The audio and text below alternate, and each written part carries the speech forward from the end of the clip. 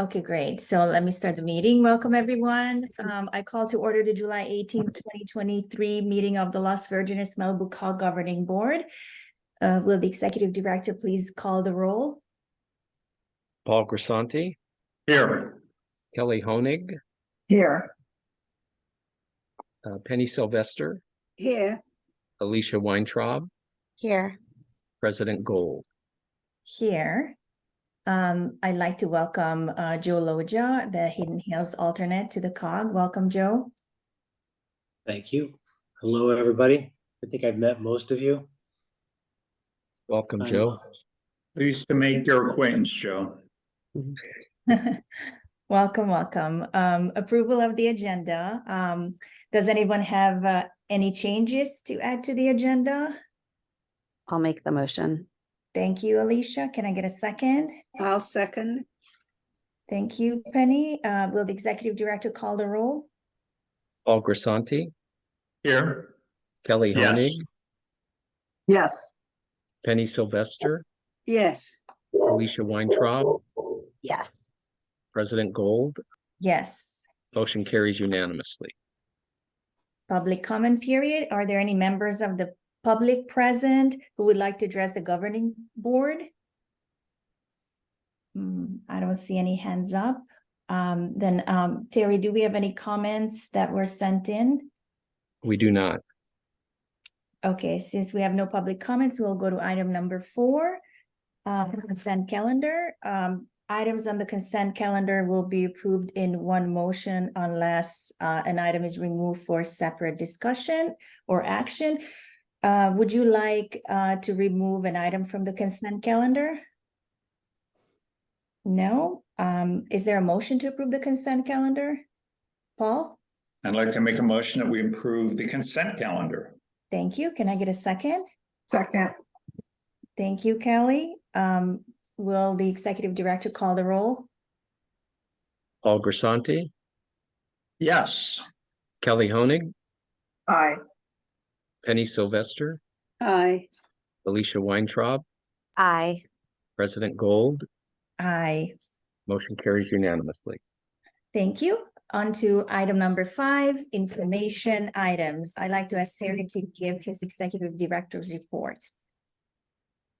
Happy to do so. It's going to be relatively brief because the majority of my time this past month has been spent on 2 items. Number 1, the hazard mitigation plan, which, as I've reported in my executive director's report, is moving along. We just had our second meeting with the hazard mitigation plan working group, which includes a designated staff member from each one of the 5 COG cities with the consultant. The consultant is moving forward and is updating the city information in order to make it comply with FEMA, and will be also working with the hazard mitigation plan working group to get copies of the updated general plans from the COG cities and other planning and project related matters that have come up since the last update. So that's moving forward, and we're still on track to have a presentation to the governing board in November and have that submitted to Cal OES in December by the end of the year. So that's going very well. I had my Measure M project meetings with the Metro staff. The other big thing is that we interviewed the consultants who submitted proposals on the COG's fiber network project, which is on the agenda later as an action item. But there was a considerable amount of time spent with that process and then interviewing, reviewing proposals, interviewing, and then continuing the interviews with the consultant that was recommended unanimously by the panel. So that's all been going very well. And if there's any, the other thing that I just briefly wanted to touch on, I still have not received the copy of the COG's county homeless grant. I checked in with the county last week and expect to have it, according to them, by the end of the month. So as soon as I have that, I will forward it to all of you, and then I'll put it on the COG agenda and just kind of run through it very quickly. But it basically is covering Gabriel, the administrative staff, and then the additional beds that were designated for Malibu at the people concerned. So that concludes my report. I'd be happy to answer any questions. Thank you, Terry. Do we have any questions for Terry? Nope. Okay, then let's move on to our next agenda item, which is checking in with our public safety legislative and agency partners. I'd like to start with the Los Angeles County Sheriff's Department. I'm not sure if I see Captain Citi with us this morning. Well, maybe she could make it, but let's move on to the. I know that, pardon me, I know that she is aware of the meeting because we went back and forth with her administrative staff just to make sure that she had the link and the details. So yeah, I would expect something her. just came up. Yeah, no, I totally understand. Okay, on to our next agency partner, the Los Angeles County Fire Department. Do we have Chief Smith or another representative from? I don't see anyone either. Do you, Terry? No? I do not. Okay, then let's move on to Jeff. I see Jeff. Good morning, Jeff. Good morning, everyone. Jeff Kiernan here with the League of California Cities. I just wanted to update you all on a little bit of what's going on. We are in the middle of the legislative summer recess. They went into recess last Friday and will be coming back on, August the 14th. And they'll have just a month left of action before the end of their legislative session year. So this really is a critical time for talking to your legislators. Most of them are going to be in the districts for the next few weeks, working on constituent affairs. We do have a Cal Cities legislative member briefing tomorrow morning. That's at 10 a.m. I'm going to put a link to that where you can register to get on that list in the chat. Also in the chat, I just to get my events out of the way since they were contained in the same links, but the August 3rd division installation of officers, South Bay Councilmember B. Derringer is going to become the president of the division and at a dinner event in Long Beach on August the 3rd.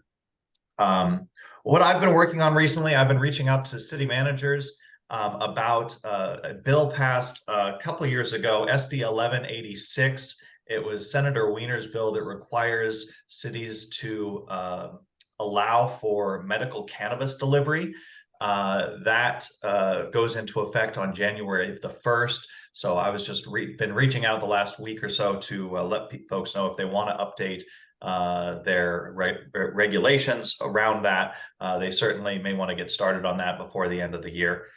Some good news, Governor Newsom signed SB 329 by Senator Dodd. This was a Cal City sponsored bill that allows general law cities to adjust council member salaries for inflation. It's the first time that that is allowed since 1984. So, Cal City sponsored this bill. We believe it's important.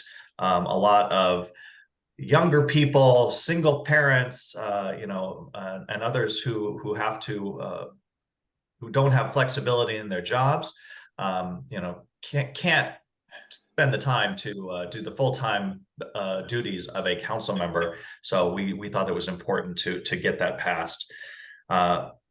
Also, SB 423, another Senator Wiener bill, this is in this session. You probably know expands SB 35.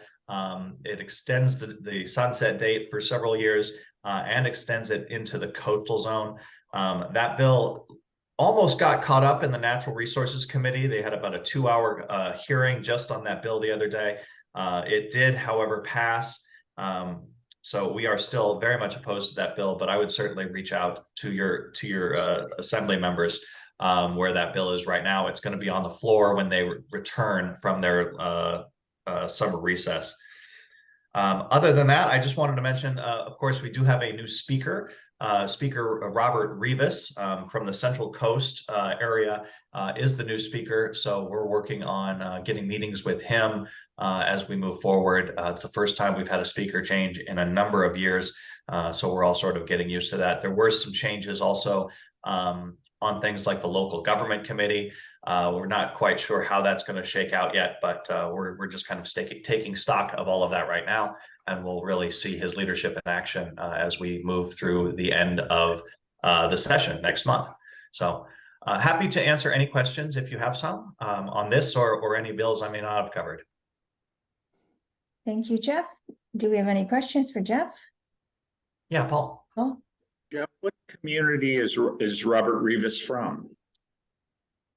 He's from the Central Coast.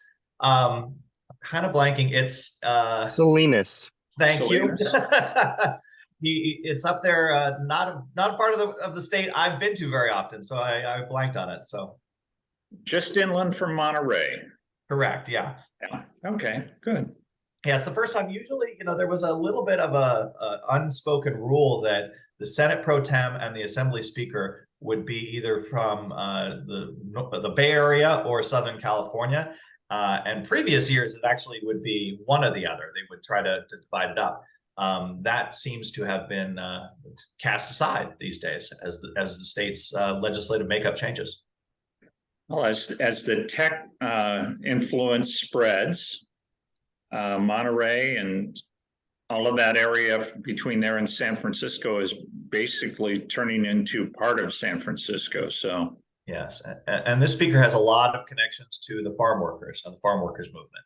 That's a lot of where he gets his political power. great, thank you. You're welcome. Thank you, Jeff. If we have no Thank you more all. questions, then let's move on to our other agency partners.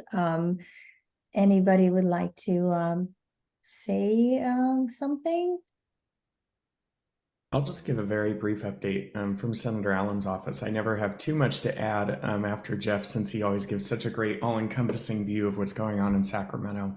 But one highlight I do want to share is that the governor did sign a new budget into law for the 2023-24 fiscal year. And one highlight that we are extremely happy about is we did secure a $5 million allocation for the Santa Monica Mountains Conservancy in the city of Calabasas to put together an offer for the land at 4790 Las Virgenes Road. We're very committed to trying to keep that open space, and we're very happy that that money did make it into the final budget. And so to Kindon and anyone else from the city of Calabasas on the call, please feel free to reach out to me if there's anything else that we can do to be supportive in the coming months. I know you're going to be putting that offer together as part of the ongoing litigation that's currently pending. So we're here to be a resource in any additional way that we can, and I'm very happy to have gotten that money through. Thank you, Davis, for your help on that. Big deal. Thank you. Thank you so much. Thank you so much. That's great news. Any other agency partners that like to say a couple things? Sophia? Yeah, I'll jump in. Hi, everybody. My name's Sophia Sudani. I'm field deputy for Supervisor Horvath's office. Just a couple updates from our office. Jeremy Wolf was able to meet with the supervisor last week, and I know she really enjoyed getting to hear more about what's going on in Agoura Hills. We also, over the weekend, Barry from our office was able to visit Calabasas for the 4th of July. So that's been great to be out in the community and see some of what's been going on. As I said last meeting, I believe, our discretionary funds application is open and live. So if you go onto our website, if for any nonprofit group that's interested, I can put that link in the chat, but feel free to apply. We want to make sure we have as many applications as possible. We're just getting that application is now open, so I will put that link in the chat. We're also, due to our lovely heat that we're now experiencing, our website is now going to also include links and around the area for cooling centers. So if you guys are looking for the nearest cooling center, feel free to go to our websites. other updates, and I'm sure Drew will probably mention these as well, but since he's not here, I'll jump to fire as well. The state is now offering a new Safer from Wildfires program. This is really an incredible program that is allowing people to reduce their fire insurance by hardening their homes. Also, through that, you're going to be able to, for the first time, be able to see what your fire risk score is. Normally, they would just say you have a high score and not be able to see it at all. For the first time, you're going to be able to actually see what your fire risk score is. I can put that information also in the chat. And then the last thing I wanted to mention, you're going to be able to weigh in on the CAL FIRE mapping project. The CAL FIRE has extended the public comment period to August 9th for adoption of the fire hazard severity zone map. So I will make sure I'll put that information also in the chat. Lots of links I will be sure to send, but I will feel free to reach out to me if you guys have any other questions, and I will be here. Thank you so much. Paul? It was applause. Oh, applause. Okay, wonderful. I have a question, Sophia. How big is that discretionary fund that you mentioned? How many, or is it millions of dollars? And so we're working through that right now because we also there's existing projects that we acquired through the previous administration. So, we normally dub this as like one-time funding for nonprofits or community groups that need that additional help. But there are projects that we've had that the previous administration has funded and that we're now acquiring to see if we're going to be able to withstand that for larger cap items. So I don't have an exact number for you because I'm not able to see, like, we're trying to weed through which is available and not. But I encourage everybody to apply. And if there's larger ticket items that need assistance, that's something we can discuss as well. thank you so much. Paul? Sophia, what types of, how does an organization qualify for it? So all the qualifications are on the website.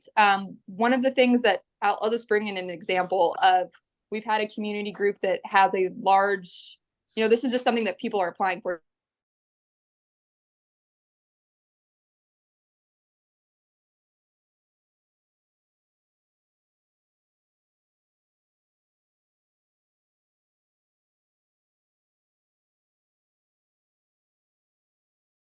Qualifications, I can't list them off the top of my head, but it's all on the website. So I'll be sure to link that as well.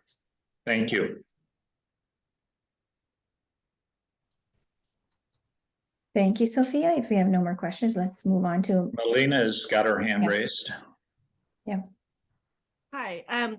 Sophia, thank you. I know that it was when Supervisor Kuhl was there, tree people in Las Virgenes applied for funding for a native plants kit project and received $8,000, which we were told was $3,000 more than they usually did for their top number. What do you see as your top number this round? Honestly, I don't think we have our application is just open. So I think we're trying to see right now what the need is and evaluating that. I don't think I wouldn't put a top number on anything. I think larger scope items, there may be a different path forward than discretionary funds. If there's something that, people are saying we need this amount of funds because it's a large scope issue. We've met with the sheriffs, but, we're meeting with a lot of different community groups that are saying, maybe discretionary funding isn't the way to go. Maybe we need to look at grants or other opportunities. So I don't want to give a cap for anything. I just want to say people apply and we'll try to find the funding if there's a great community need for it. I want to make sure we're exploring different options. Okay, well, I'm asking on behalf of Santa Monica Mountains Fund, so we'll talk later. Okay, let's talk later. Thanks. Thank you, Sophia and Melina. Anybody else? Really quick, Nancy? I will just echo what everyone said, that bills are now all in the other house of origin. I mean, not their house of origin, the other house.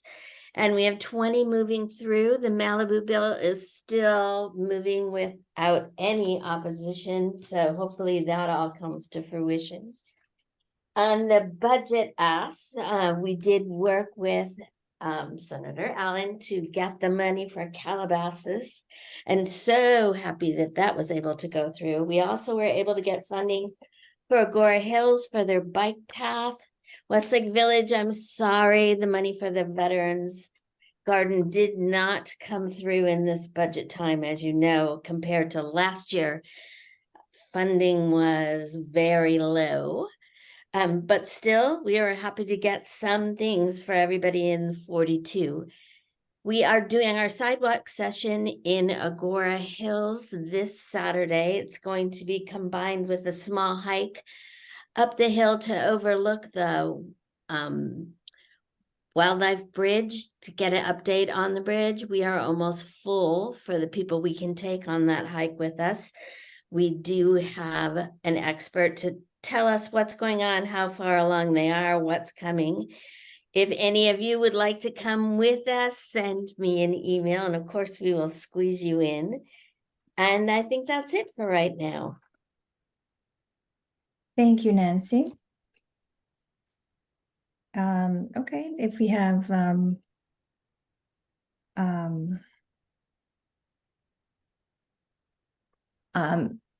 you know, if we don't have another agency partner, then I'd like to Bruce circle Smith back in to the you. meeting. I'm getting there. Thank you, Paul. I'm sorry. No, it's okay. I'd like to invite Drew Smith to join us and say a couple words if he has an update.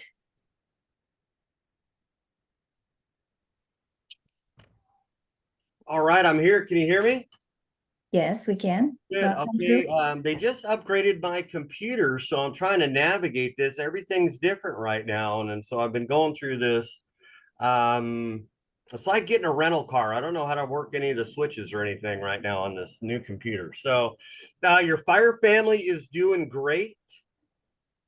We have been doing some significant training, getting geared up for our prime fire season. We had a very robust workshop with our fire agencies and cooperators, that being Ventura County Fire Department, LA City Fire Department, Mountains Recreation Conservation Authority, also the National Park Service, also with our law partners, which was LA County Sheriff's Lost Hills with Captain C2 and her folks, Ventura County Sheriff's, LAPD, and also State Parks, National Park. So we went over our Santa Monica Mountains plan for firefighting, evacuations, unified command presence, command post locations, aerial firefighting assets, availability. So it's very robust. We do it every year, and every year it gets better with our participation.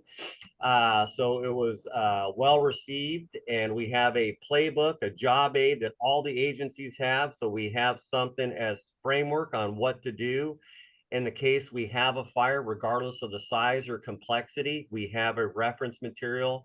We talked about unified messaging. Office of Emergency Management was also there.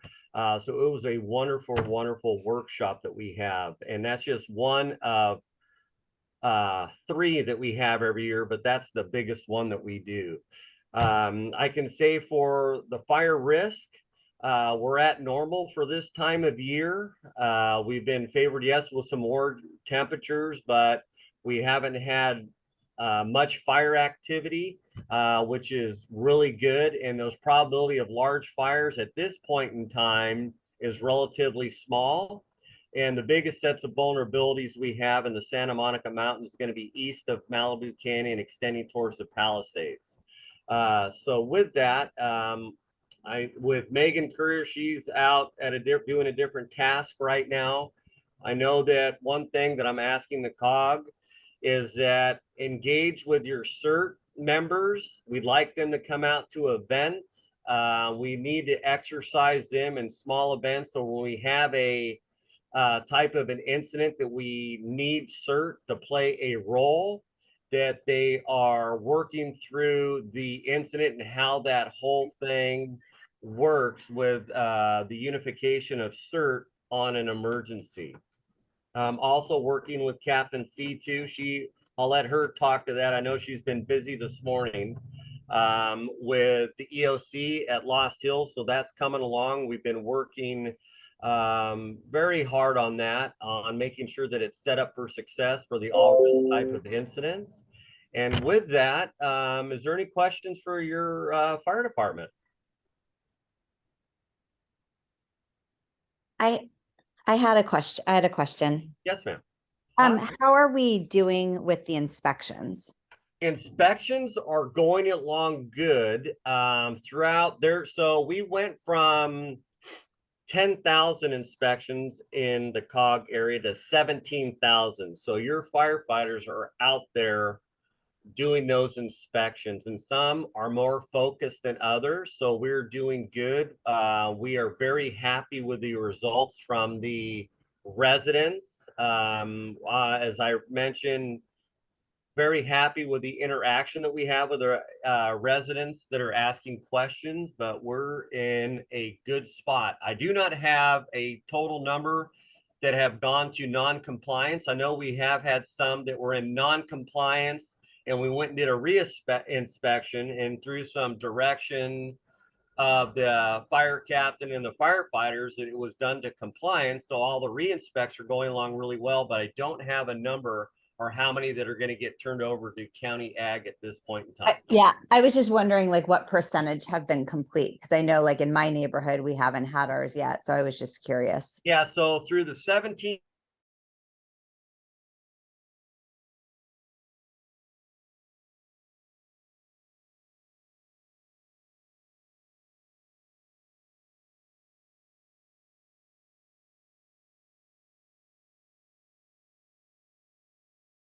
Join Jennifer C2, Jen C2. Jen, do you want to say a couple words?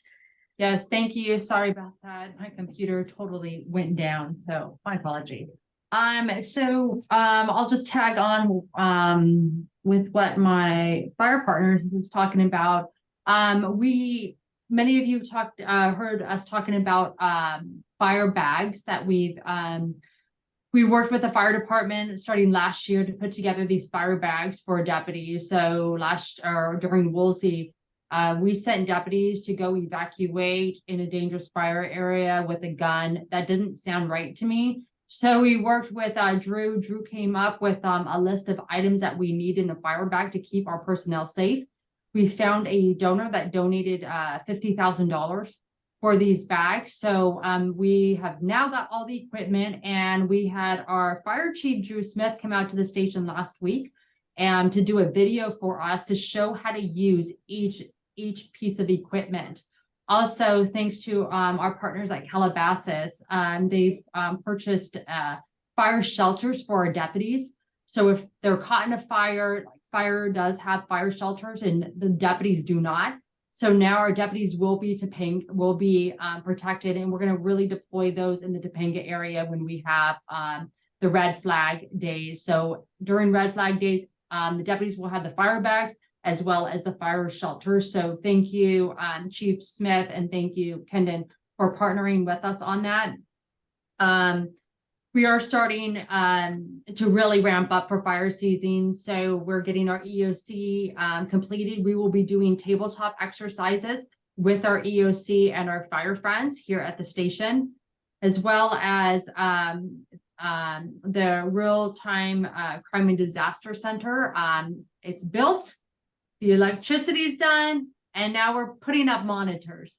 So actually, we're really excited about this. I have a meeting with a donor on the 20th who heard about what we are doing and would like to help us out. So we're really excited to kind of get this up and running. We have National Night Out on August 1st from 5 p.m. to 7 p.m. at Westlake Village Community Park. We hope that you all come out and join with us. We'll have the miniature therapy horses.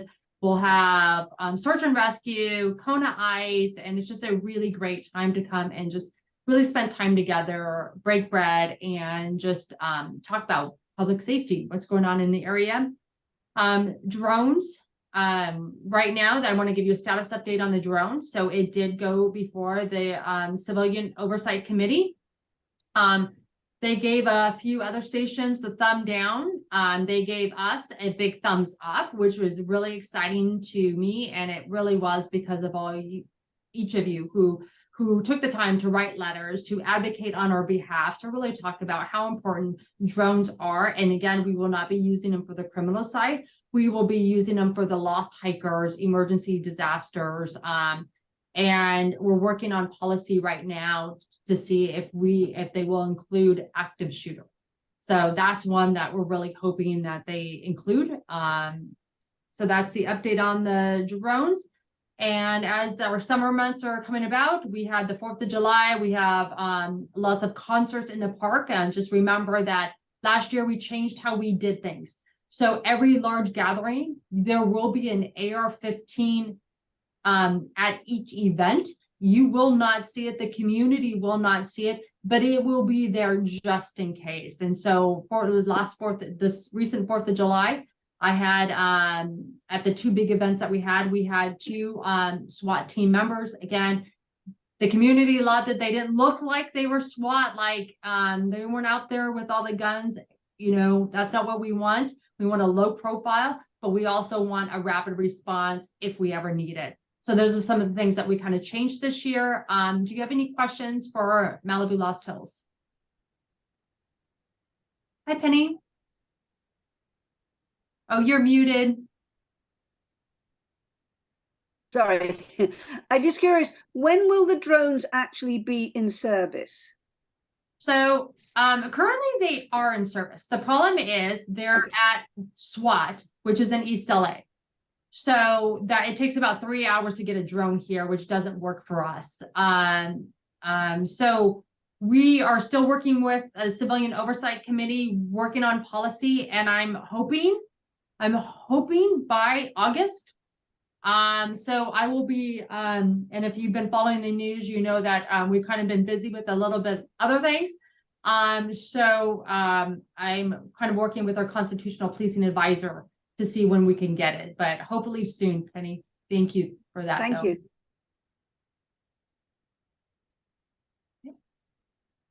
Thank you so much, Captain Situ. If we don't have any more questions, let's move on to our next agenda item, which is an action item. The agenda report is on page 15 through 16, and the proposal is attached to the agenda. Terry, will you present this item? You're muted.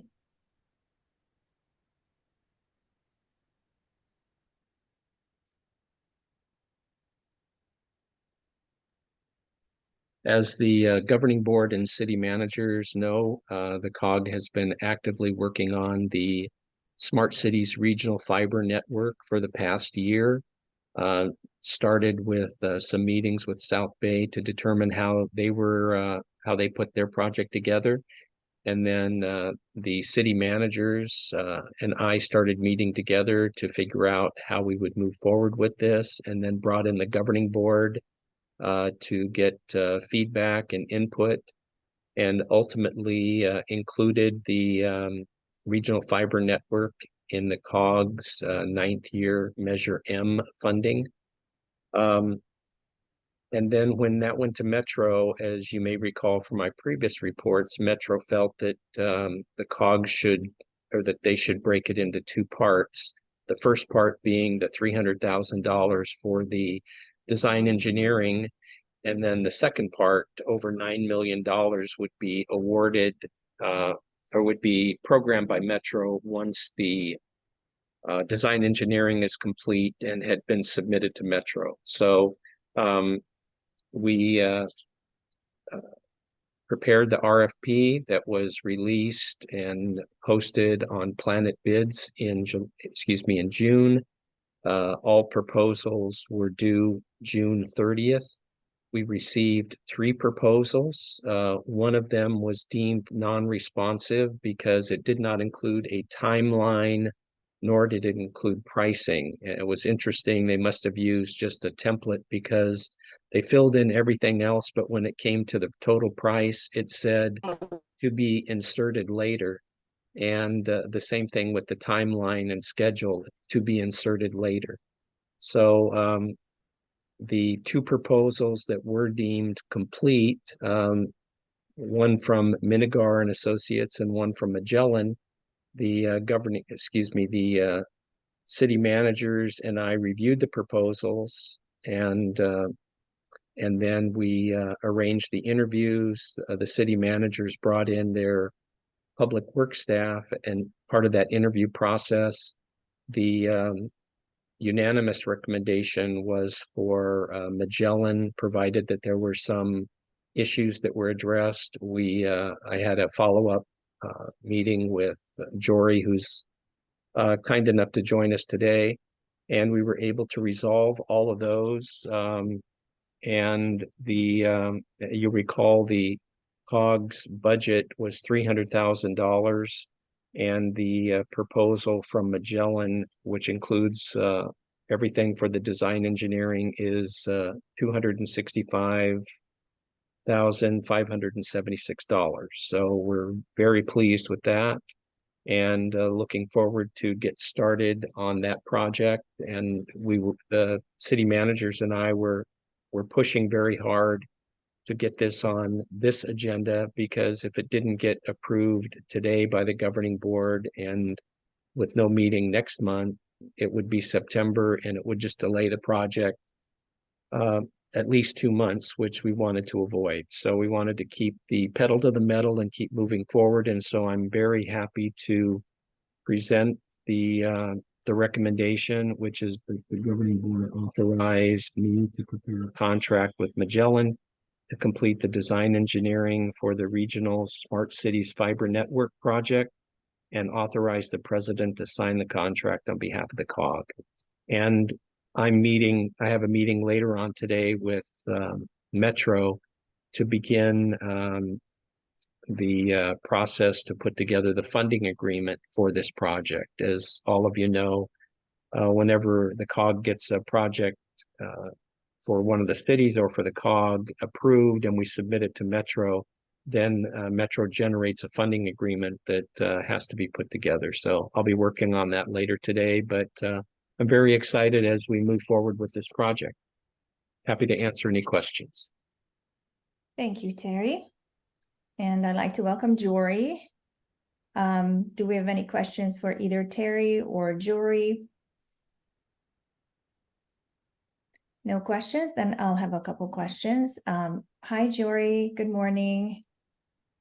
Morning, everyone. Good morning, Eniko. On your proposal, I saw a couple steps laid out. I just wanted to get a little bit of clarification. I think we're talking about step 1.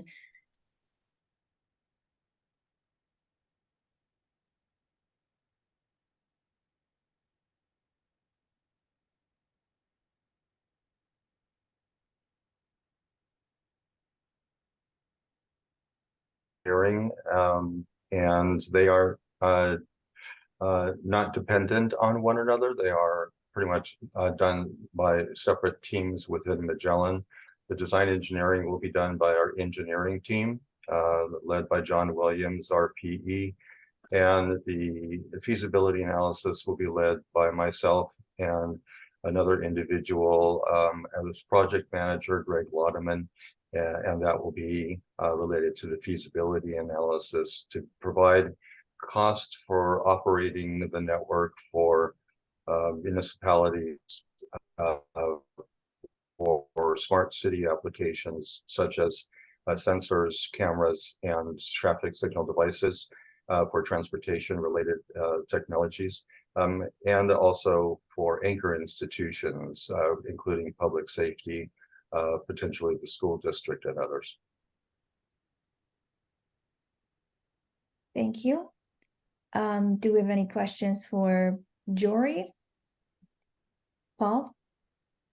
Hi, Jory. Can you go into a little bit about what's being contemplated as far as are we going to be able to use existing fiber optic cable, or and it's primarily going to be network connections that are being put in, or are we talking about actually slotting streets and putting cable in? We're talking about doing a combination of the two. Obviously, as you said, Paul, we're going to first make good use of existing assets and investments in conduit, underground, and anything that's been deployed aerially. We envision that at least 95 or even greater % of this network will be underground. It appears right now that anywhere between 50 and 60% of the assets that we are going to be designing are already there, but in the process of determining whether or not they can be used for construction purposes, we will be doing some field vetting of those assets in terms of size of conduit and in terms of condition. So to answer your question, we'll be doing all of the above, looking at using existing assets to lower the cost of construction, as well as designing new assets to fill in the gaps to connect those existing assets and the facilities we intend to connect. Thank you. Any more questions for Jory or Terry? I think we're all very excited about this project, right?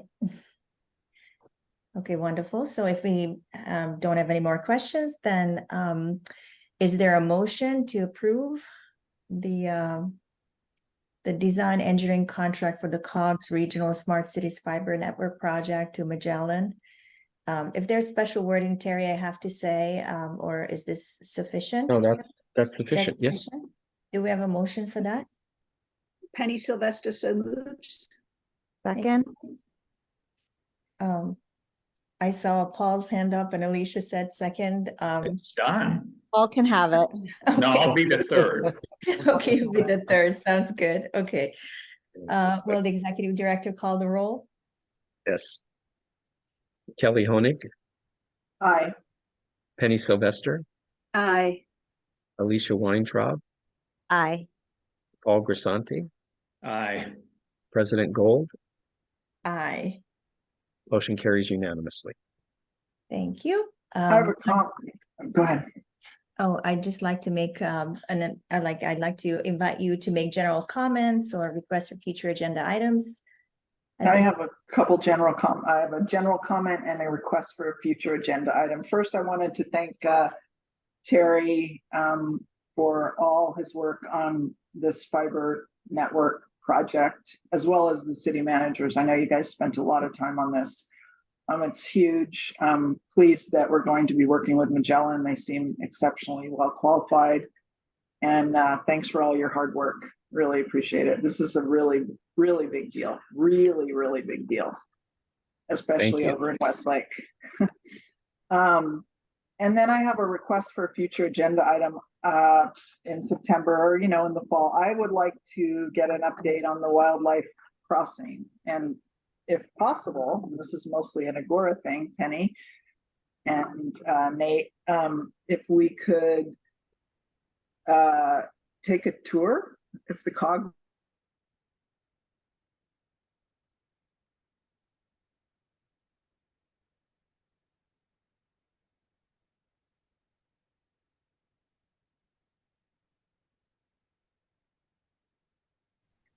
Thank you. I would be happy to coordinate that.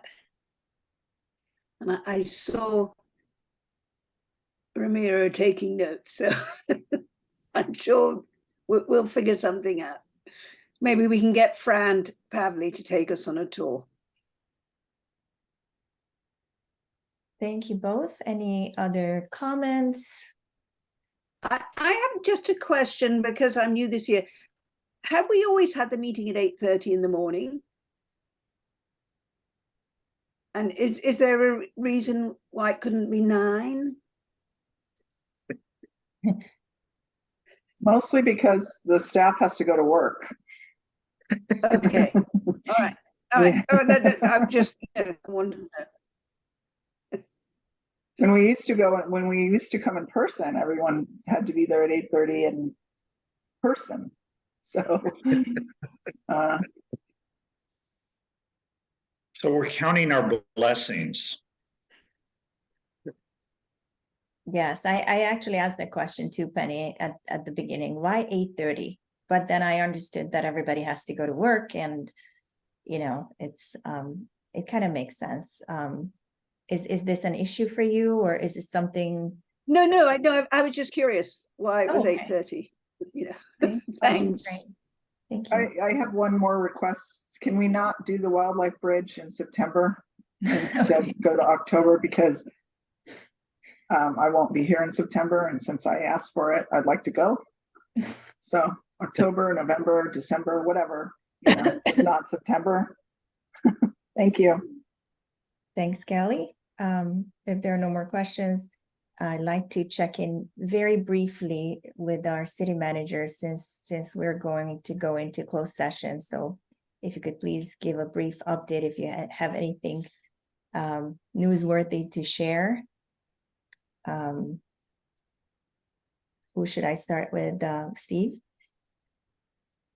Sure. Thank you, President Gold. And I'll try to be brief. I just wanted to address an issue that had gotten quite a bit of attention in the media in the last couple of weeks. And it was regarding some signs that the Mountains Recreation and Conservation Authority had put up, MRCA, in the city.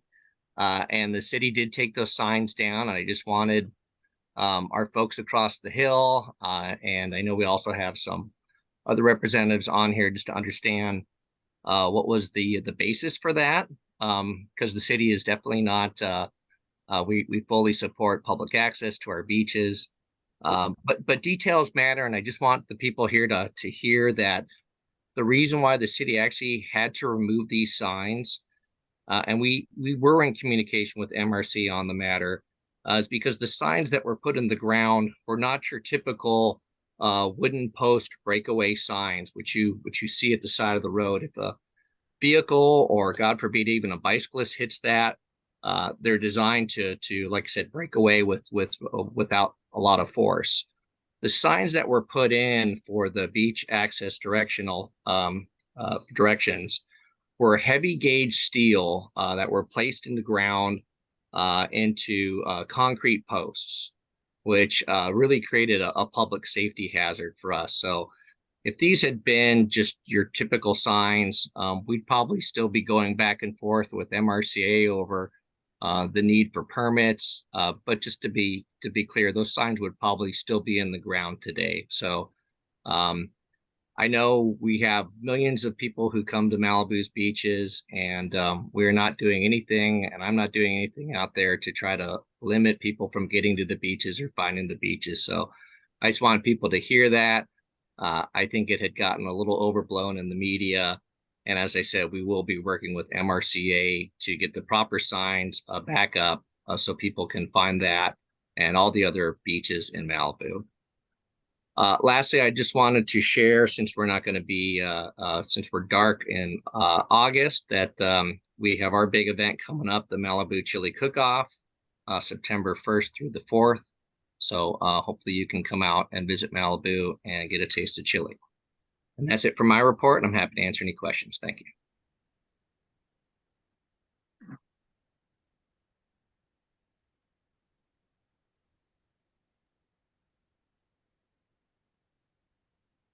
I can go next. So I'll just jump in here. I'm Ramiro from Agoura Hills. Obviously, I'm not Nathan. I'm sure he's thinking about us right now from some remote, sunny location for sure. But I'll give a little brief update on Agoura Hills. So I'll start by saying that cultural arts is alive and well in Agoura. We've had an amazing summer concert series so far. Just finished up Bruno Mars, and we have Prince, as well as the Rolling Stones, some cover bands coming up in August. So, get those calendared in. We do have the upcoming concert, which will be our Conejo Valley Community Concert and Jazz Bands going on at the Agoura Hills Performing Arts Center on July 23rd. So again, we're very excited about our summer concert series. We also are kicking off our summer art show, which is going to be an exciting time for us. It's going to run from this Thursday all the way through August 17th.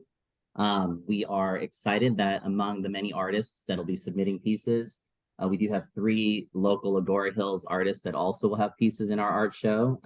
The art is available for purchase, and so please come out, support your local artists, and it's really a great time. The art is actually hung up in our beautiful recreation and event center in Agoura Hills. So come on out between Thursday and August 17th and check that out. We just announced our One City, One Book author, which is going to be the one, the only Zev Yaroslavsky, promoting or featuring his book. I think it's called Zev's Los Angeles. So, you know, we're really excited about that. That will be coming up in the upcoming months. And then I'll just say from a capital improvement standpoint, a couple of exciting things. We have, we're moving forward. The council just was updated and approved a use agreement with the county to move forward on what we've been calling our linear park, which is now going to be rebranded and called the Ladyface Greenway. It essentially will be our 7th park in the city. We've been working on it for many years, and we've had great partners over at the county. Thank you so much to the county. Essentially, we're going to be covering one of the flood control channels in Agoura Hills and putting a very usable space over by the Wisden Center.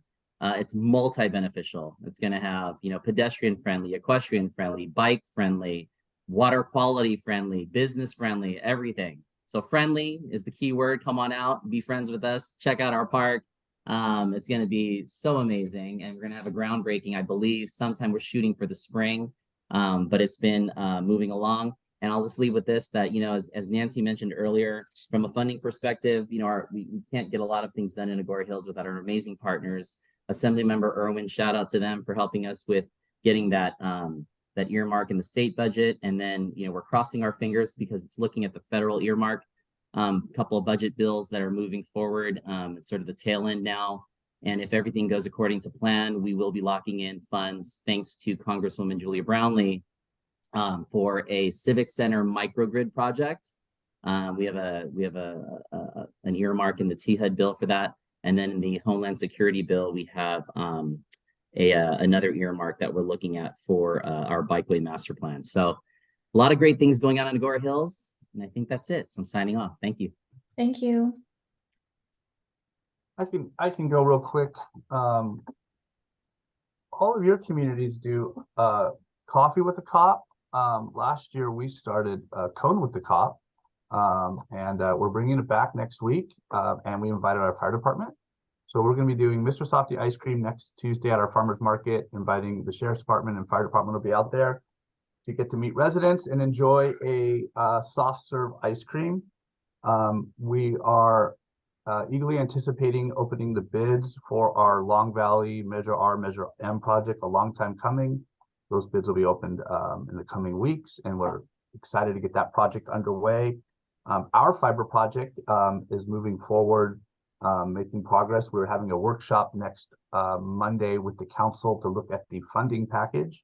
And finally, I am with the city's continuing recruitment to replace Chantel, our administrative analyst. I'm still taking applications and resumes. If any of you know of a person who's looking to break into local government or might want to make a transition, have them give me a call, check out our website. We are looking for great people, a great person, and it's a real critical position here. So that's all I have. Everyone try to stay cool out there. Thank you, Carrie. Kinden or Rob? I can go. Thank you, President, and good morning, everybody. Just real quickly, Davis mentioned the $5 million request that Senator Allen helped the city secure for open space acquisition. Thank you so much to the Senator's office and also to Assemblymember Irwin's office for her support on that. It's a big ask, and we started late in the process, so we are very appreciative to our legislators and the governor for pushing that forward. We had an EOC training just last month. We were able to partner or bring in different partners, including Drew Smith, representatives from the Lost Hill Station, and county representatives from the Office of Emergency Management. And we simulated a fire drill and went through the process all day long and learned a lot from that, and are now implementing some changes that we need to do to be prepared. I also want to note that we had our 4th of July celebration. Big thank you to Lost Hill Station and our fire family for being represented there and helping out. It was a wonderful event. And then finally, our council just recently approved a Green Street project on the north end of Las Virgenes, where we will take some unused land that is a chaotic parking space and turn that into a beautiful parking area for connections to trails. It will include some bioswales for environmental and sustainability purposes. And so we look forward to starting on that project very soon. Thank you. Alicia, is there anything else to add? Nothing for me. You got it all. Thank you, Good, Keegan. good morning, everyone. Thank you, Eniko. Rob DeGhost here, Westlake Village. Just real quick, yeah, everything's going well here. We also have a lot of concerts, not to be outdone by Agoura. We had tribute bands for the Beatles, U2, and Fleetwood Mac. And this coming weekend, actually, we have a movie in the park, and it's E.T., so that'll be really fun Saturday evening. So come join us.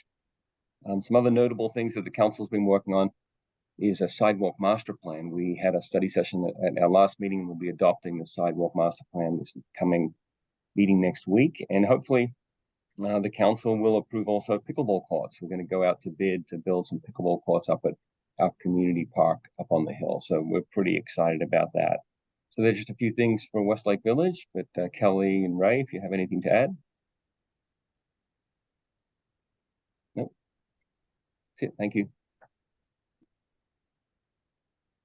Okay, thank you all. Now we're on to our last item, which is closed session. The governing board will go into closed session pursuant Government Code Section 549576 to discuss the executive director's annual performance evaluation. Following the closed session, the governing board will reconvene the COG meeting to make any announcement resulting from the closed session. Terry, will you please open the Zoom breakout room? So just the governing board and any alternates can meet there.